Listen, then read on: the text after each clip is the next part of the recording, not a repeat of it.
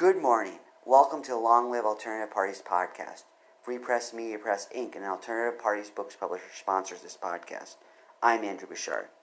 Welcome to the Long Live Alternative Parties podcast. Today, friends, we have another exciting guest on our podcast like we always do. His name is Brandon Patten. He is a musician and developer of a political card game that we're going to talk about. So he helped develop it. So welcome to the podcast, Brandon. Thank you for having me. We're glad to have you, Brandon. So let's get started by you kindly giving us an introduction to yourself, a brief biographical sketch. Sure. Okay. So my name is Brandon Patten. I spent many years as a musician, making my own. Oh, I hear an airplane in the background. That's exciting. Yep. They found you. They're sending cruise missiles to your location right now. Hide. Yeah. Hide. Run for your life. I started out as a musician. I recorded my own albums. You can find them on Spotify. I also played bass for MC Frontalot, the nerdcore rapper who calls himself the 579th greatest rapper in the world. And later on, I got really into game design and designing games and developing games. And the reason I'm here today is to talk about Super PACs, which was a political satire card game designed by some Portuguese friends who were doing satire about European politics. And I became friends with one of them, and we worked together to create an American version of their game and launched this in 2016 in a Kickstarter campaign. So that was a long time ago. But surprisingly, the game is still relevant today because really the general issues in American politics don't change that quickly. And even the characters, the main characters are pretty much the same as they were in 2016.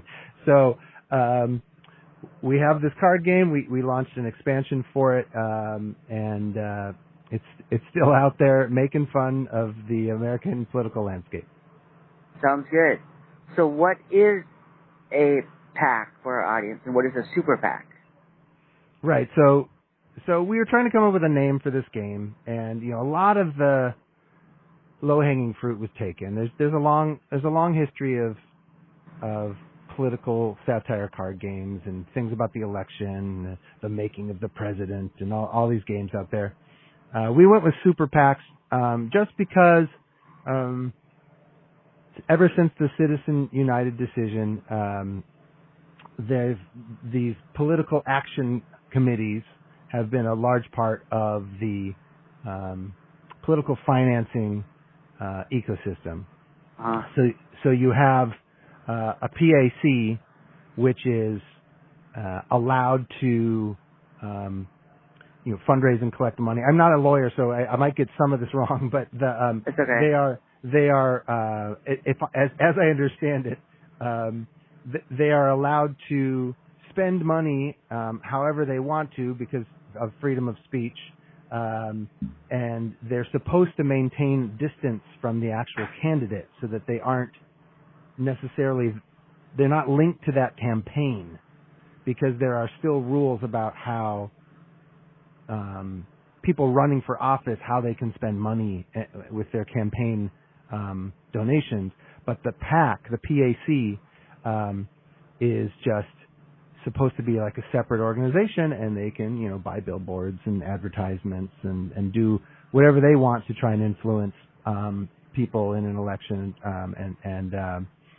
and promote what they want to promote. So a lot of these PACs will choose candidates and promote those candidates, and they're not officially part of that campaign, although there's a lot of wink, wink, nudge, nudge, and sometimes there's sort of secret messaging, like, a candidate would be like, gee, if only somebody would take out some ads and say this or something, and then all of a sudden the PAC next week is doing exactly that.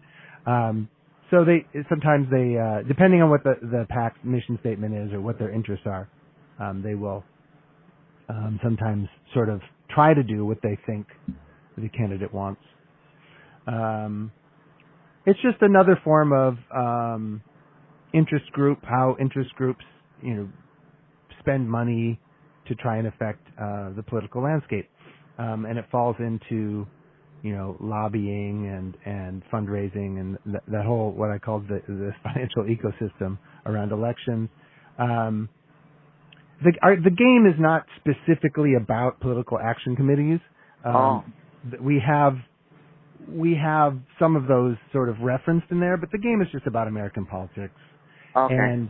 And it's spoofing both sides because, I mean, as we all know, most of American politics is dominated by two sides. Yeah. And there's a lot of in-jokes. There's a lot of irreverent humor in the game. And, the main joke in the game is that winning elections can be important, but usually you win the game by just getting rich and buying investments and going off to enjoy your real estate investments that you made while running for office or something like that. So that's one of the main jokes in the game is that the elections can matter, but it's often better just to exploit your followers, raise money, and then go retire with a bunch of things you purchased while getting rich. So the lobbyists are the winners. Well, so it depends. I mean, there's just a lot of jokes. So I'll explain how the game works. It's not that complicated. Yeah. So each player starts out choosing a leader card. So you are representing a specific political candidate. And in the 2016, I was just looking these over because I haven't looked at this recently. But in the 2016 version, we had different candidates, which we abstract. So you sort of have to fill in the blank. So we don't use anyone's actual name, and we're sort of thinking more about archetypes. So in 2016, we had the names of the candidates were the hairpiece. If you think who that was, someone who has very whose hair is always making an impression when you take pictures of them. There was, and then the hairpiece is shown in the picture trying to build a wall between the U.S. and Mexico out of gold bars. And then we had Mr. Hope, who is on a basketball court, and we have the Big Talker, who is riding a train wearing dark sunglasses. We have the presumptive nominee, who is a female candidate with two faces, one happy, one angry. We have the socialist hippie, who is an old man wearing sandals and giving the peace sign. We had son of immigrants, the businesswoman, and Tea Party animal, the heir apparent, libertarian-ish. And then there were two, I'll talk about what these all stand for, but there were two who are easily forgotten because they're not archetypes that have survived after 2016. So these were just flash in the pan things that no one really remembers. But zombie neurosurgeon was one of our leaders, and that was Ben Carson, who was a Republican candidate who was a doctor. That's why he was called neurosurgeon. And zombie, just because he had this really sort of sleepy way of talking. And then crime stat manipulator was the name of a Democratic candidate who was a mayor of Baltimore who was had gotten into some trouble for potentially misrepresenting crime statistics, which were a big part of his whole campaign, reducing crime. Anyway, so those two kind of have gotten forgotten by history, but libertarian-ish. There's usually somebody out there who's kind of repping for the libertarians. Son of immigrants. This was Rubio back in 2016, but you could count that today as Ramaswamy, who is in the Republican primaries, there's often a candidate who's just saying, I'm a son of immigrants and blah, blah, blah. It's like a main part of their stump speech. So that's kind of an archetype. But at the time, there was Carly Fiorina was in the primaries, so we have the businesswoman, but the business person is always an archetype in politics. So, and in some ways, Trump represents himself that way as well. The Tea Party animal is a little bit lost to history now because the Tea Party movement is a little bit passé, but that the archetype there would be sort of an insurgent right-wing group within the Republican Party, which is certainly still true today, as witnessed by what's going on in the House of Representatives right now. And I don't know what time. When do you release these podcasts? Like a few days later? The day of if all goes well. Oh, great. Okay, so that current events will still be relevant if anyone listens to this when it comes out. At the moment, the House of Rep has no speaker. So even though they're not identifying as Tea Party, they're sort of more MAGA, Trump supporter, I would call it extremists. But back in 2016, that was a Ted Cruz card. But the archetype is still around. It's sort of just kind of a anti-government. I don't even know how to describe it really, the Tea Party. But it's a sort of an insurgency within the Republican Party. And the heir apparent was representing Jeb Bush, who everyone thought back then was going to be the nominee until Trump kind of stole the nomination. Mr. Hope was an Obama archetype. That's basically an archetype for someone who just tries to keep a positive message while campaigning, which is difficult in this day and age. But some people do it. They're just like, look, there's a lot of negative campaign. I'm going to be the positive guy, thumbs up about things. Presumptive nominee was Hillary Clinton, and there's usually a presumptive nominee in each party. Not always. Sometimes it's like a wide open field, but. And the big talker was Biden back in 2016, who was not running for president then, but he was an important part of the landscape. Now are you next to a leaf blower? What's going on in the background?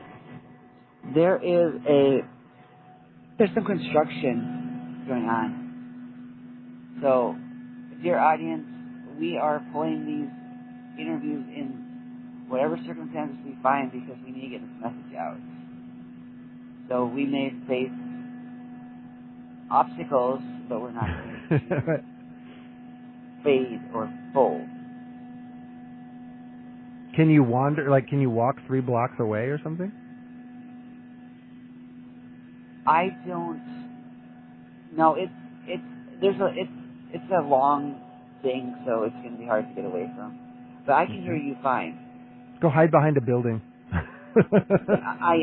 I am by a building, so that doesn't seem to. No, unfortunately not. Anyway, it's a card game. There's a lot of parity. We have the rest of the cards. So those are the leader cards. The rest of the cards all represent, interest groups or institutions that are part of the American landscape. Our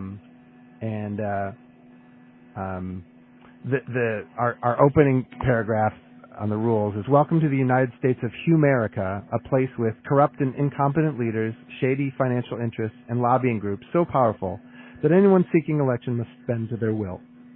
Those who seek to gain power must build a broad coalition of factions and exploit them to win elections and get filthy rich. Any resemblance to actual organizations or real people is purely coincidental. So that's the pitch for the card game. Okay, so how's the gameplay? What's that like? Is it? You said it's card game. So is there a board involved? Is there not a board involved? Is it the board? There's a small board to just help you lay out your card piles, but it's basically a card game. Okay.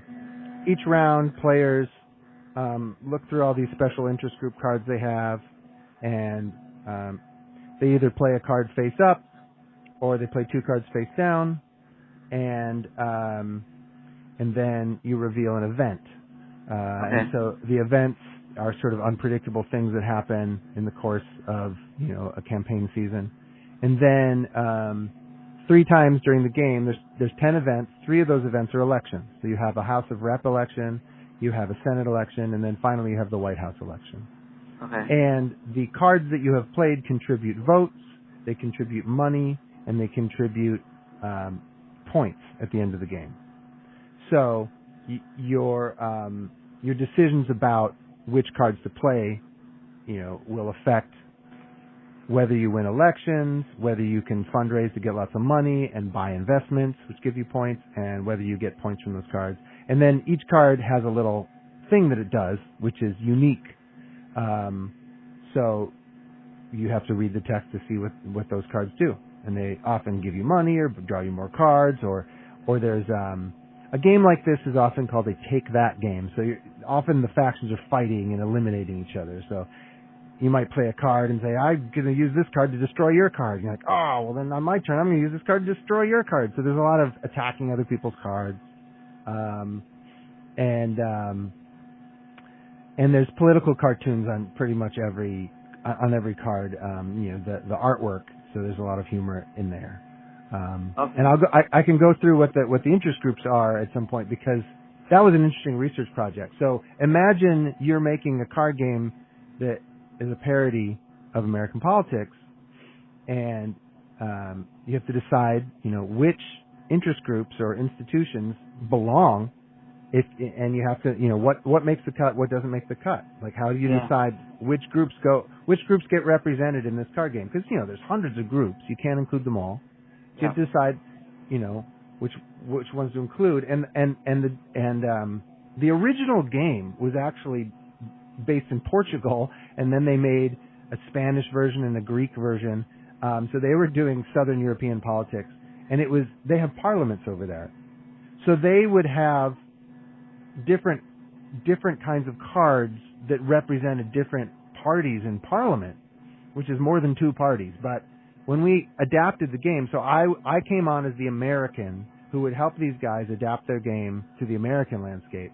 And it's like, well, the first thing we got to figure out is we don't have Parliament over here, so we have to figure out how to change your game so that it works with 2 parties. And so what we did is there's 5 different kinds of groups. There's red groups, which are right wing. There's blue groups, which are left wing.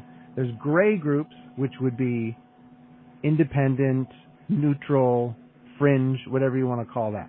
So those are the 3 main groups. And then there's money group, like business groups.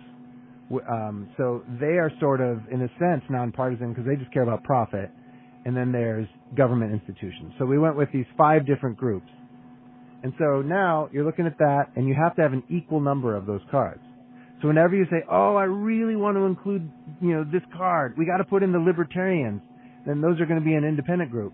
You argue about, well, shouldn't they be, they're usually represented more in the Republican Party. It's like, well, we could make them a red card, but I think it's more in the spirit of libertarians if they're considered an independent card. So we're like, all right, so we make that decision. So you have a certain number of those cards, and then you're like, well, I need an equal number of red right-wing cards, an equal number of blue left-wing cards, because that's balancing a card game. So then that's the fun part, is when you start doing your research, figuring out who the big lobbying groups are, getting on the websites and finding out who the biggest donors are, and then trying to represent that in the card game, and then hiring the artists to come up with funny cartoons about it. So yeah, it's a blast. It's a blast making this game, and it was an interesting process because we were working on this game in 2015, and Trump was not ascendant yet. And so one of the arguments I had with the original designers, they're like, I'm involved to basically give them counsel on how to adapt this. And they were like, what about Trump? We should put Trump in the game. And I told them, don't put Trump in the game. Nobody takes him seriously. He's just using this to get more, promo for himself. And he will be forgotten in like 3 months. And And they were like, no, you got to put Trump in. The Europeans really think Trump is funny. You got to put Trump in. And we argued about it. And I was like, Trump is not relevant. And we well, we're working on this card game back in 2015.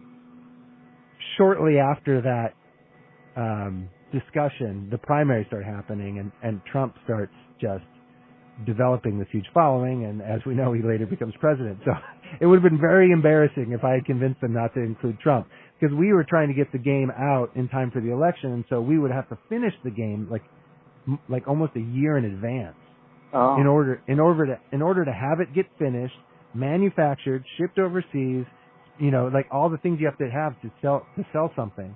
So we were having to make some predictions ahead of time and cross our fingers. And so we slipped Trump in at the last minute, and then he ended up becoming the major story of 2016. So I would have been very embarrassed if we had not included him. But so his card is in the game. And go ahead. You were talking about interest groups. So what interest groups did you include in the game and carry share?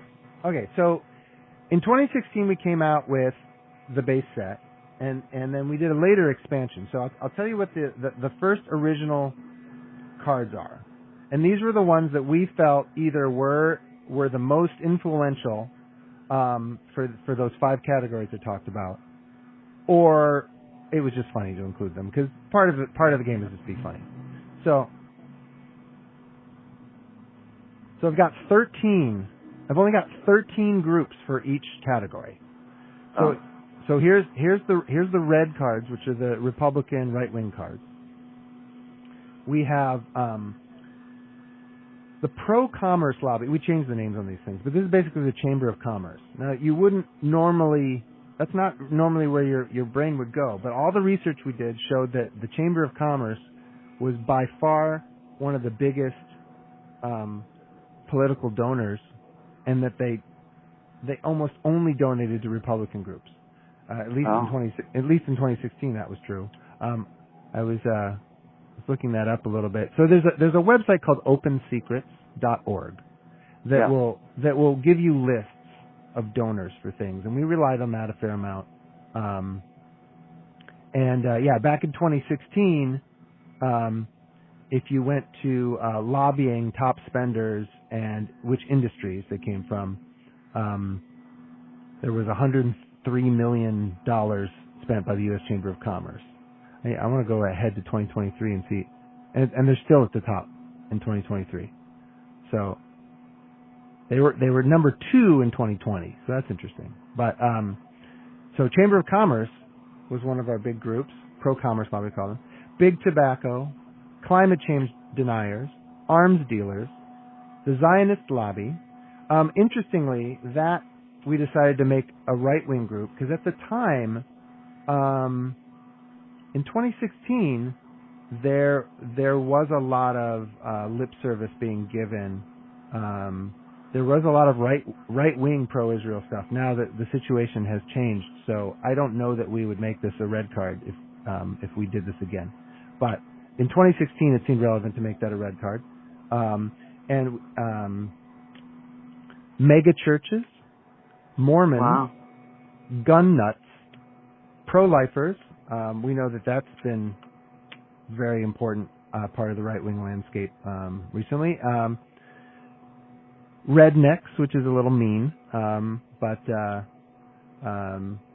right-wing news, conservative talk radio, and then we have a card that represents the Tea Party. Teapot Crackpots, we called it, and that was sort of Ron Paul, Boehner,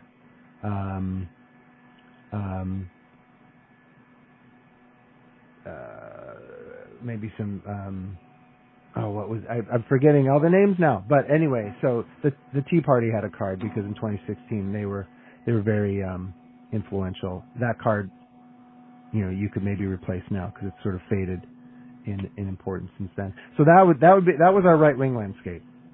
Guns, abortion, religion, weapons, climate change denying, tobacco, big business, and then the media landscape, right-wing news and conservative talk radio. So that was our parody of the right-wing landscape. Anything you think we missed that should be in there? No, that seems to cover it all. So I can't think of anything off the top of my head, but that seems to be comprehensive. Well, we did do an expansion, so I'll tell you what we added later on.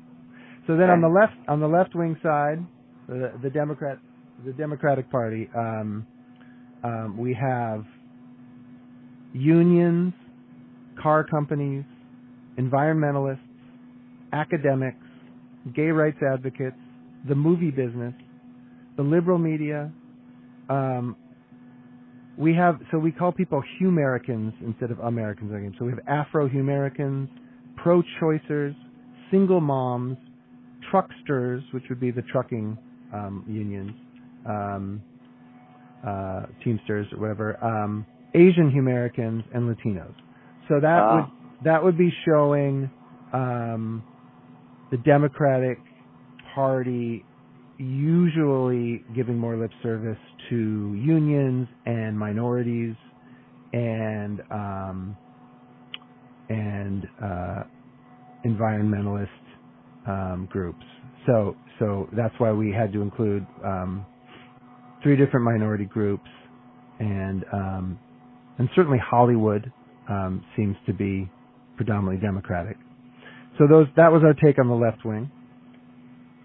For the big business groups, Big Pharma, which is also one of the biggest political donors, according to our research, construction companies, insurance companies, lawyers, media conglomerates, oil and gas, Silicon Valley, small business owners, which is also kind of the same as the Chamber of Commerce. There's a Super PAC's card, which is a powerful card in the game. And the Super PAC's card is just representing the green cards, which are about money and commerce. Telecoms and utilities, too big to fail banks, the 1%, and Wall Street. So these are the cards on the business and money part of the landscape, part of the ecosystem. Then we have the government institutions and sort of let's see. Yeah, okay. So we have we call it the National Spying Agency, the NSA, the Fed, government workers, tax collectors. The POPO is our card representing law enforcement. And this is in 2016, so police issues have definitely become much more at the fore, at least out where I live on the West Coast, than they were in 2016.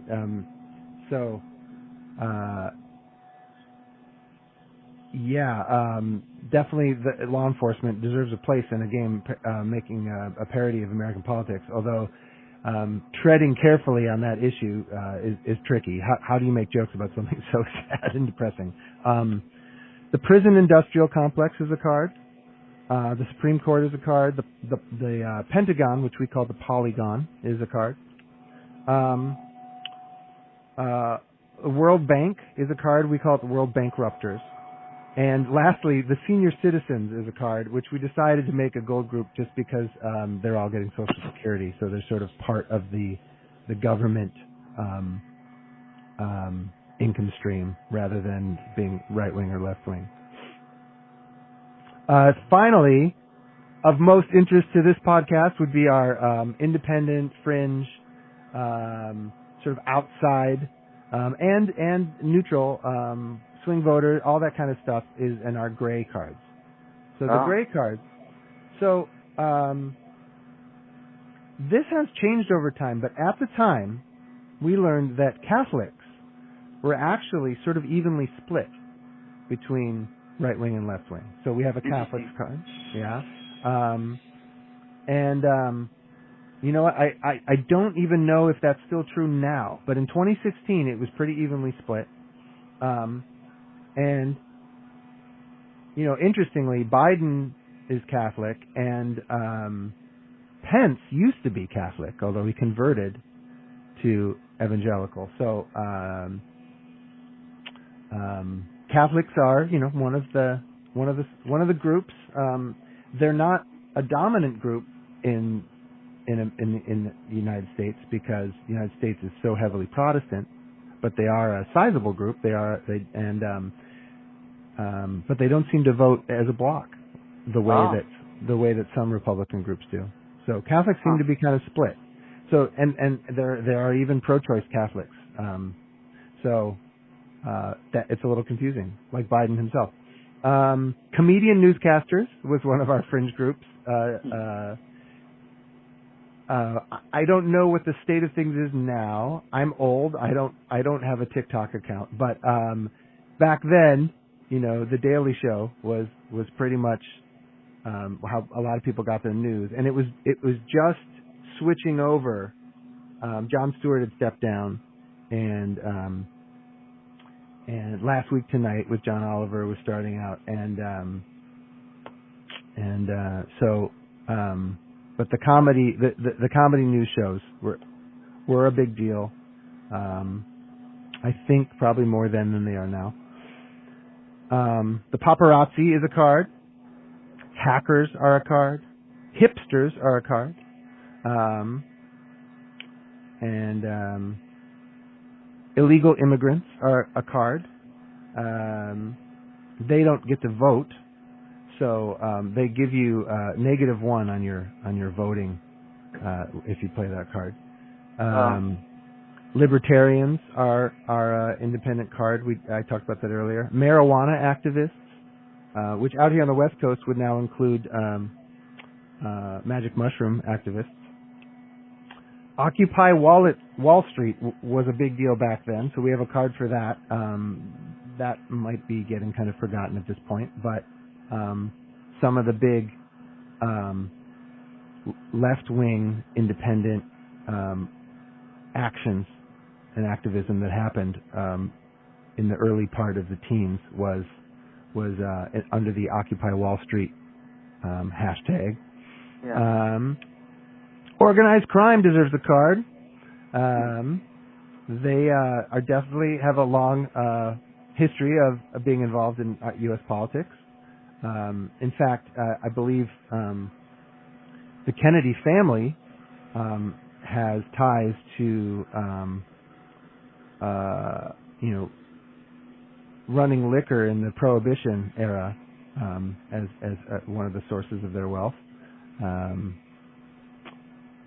I don't know too much about it, so I don't want to misrepresent it. But someone else could look into that more. I hope I'm not saying something too inaccurate. No, I thought I heard that before. That sounds accurate. Bloggers is a card. Sex workers is a card only because there's often sex scandals going on, and sometimes they involve sex workers. So we threw that in just as a funny thing to have in the game. Your leader is doing well, he's winning elections, and then there's some scandal from the sex workers. And veterans. So veterans also are on both sides at both parties. So they're sort of a swing voter group, or and usually both sides will cater or give lip service to veterans. So I just mentioned all the interest groups in the base version of the game. That was our take on if you had to divide up all of American politics into 65 different cards. Those are the 65 cards that we chose. Okay, interesting. So you mentioned Israel for the Republicans. Some people would say the Israel lobby they go to both parties. Certainly right now they do. Yeah, and certainly America has always been a strong ally of Israel. So why do we make that a red card? There was a major thing going on in 2016 or in 2015 when we were developing this, where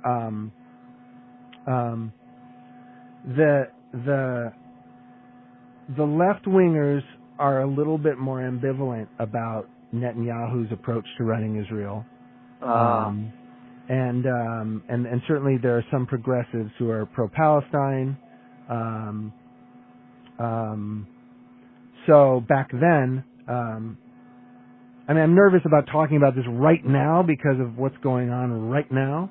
But back in 2015, it was our impression of the political landscape and the way there's a big convention called CPAC, where sort of hard right people kind of posture. I'm super hard right, and there's a lot of language around national security and things like that. So in that era, I certainly don't think that the Democratic Party had abandoned Israel or anything like that. But the posturing that we saw in 2015 seemed to be sort of the hard right part of Israel connecting with the hard right part of America. So that's why we represented it that way. Okay, sure. And that is also a general critique of our political system of lobbyists too, is that some of the lobbyists do go to both sides. Oh, I mean, actually, tons of them go to both sides. And in fact, that's why we have all of those green cards, because they don't potentially care. They're not ideologically driven. They just need to make sure that the politicians don't get in the way of, their industries. And sure. Don't regulate them more and don't make it harder for them to do what they want to do. I've heard many times, of people, I had a friend who worked at Microsoft straight out of college, and I'm 50, so it was a long time ago. But and he was saying that in the early days, Microsoft didn't donate anything to politics, and then the antitrust lawsuits started coming down against Microsoft, and they were like, his take on it was not that the antitrust legislation was a legit complaint by the regulators, but that it was, and this is his perspective, I can't really justify whether it's true or not, but his perspective was Microsoft was making so much money that Washington said, you have to give us some of that money. You cannot just be out there making money and not contributing to the political cycle. So then Microsoft started donating to both parties. And that was sort of like the whip. You're like, okay, you are a new industry, you're making tons of money, you have to participate in the system, and this is how you do it, by donating to both groups.